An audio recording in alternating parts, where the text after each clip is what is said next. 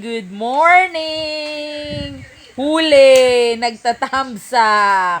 Mag-hi ka. Hi! Paano yun, hi? Sasabihin? Paano? Hi! Nagtatamsak po ako! Huli!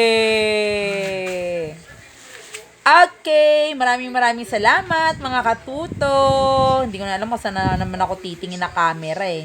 Maraming salamat mga katuto sa mga nag-subscribe sa ating YouTube channel at sa mga natutukan ko. Nakadalawa ko ngayong araw, tinutukan ko sila. Isa. Si Sabrina. Hello Sabrina. Comment down below ha kapag napanood mo ang ano ba tawag dito?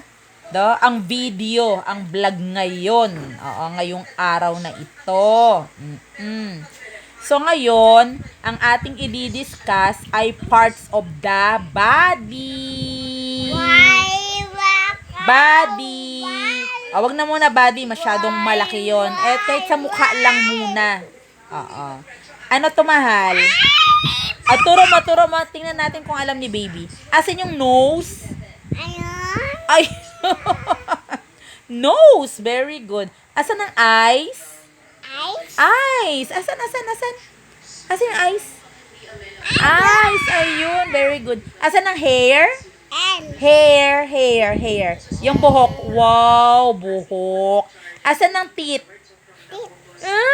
Very good.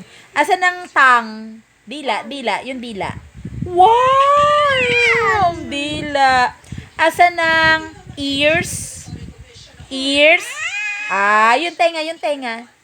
Wow! Yun yung tenga. Yung tenga English ay, ang English ng tenga ay ears. Eto, ears. Yan. Eto, hair, buhok. Yan po. Sunod, asan ang kilikili? Kilikili, baby. Ayun! Wow, ang cute ng kilikili niyan. Asan ang mata? Ayun, mata. Very good. So, asan ang pisngi? Face. Asan ang face? Ayan, yung ito po ang face natin, ha? Sa mga, ituro po natin, ito ang face. Yan, face. Pisngi. Ito naman po, ang noo. Ito, forehead. Ito, ha? Sunod, asan ang chin?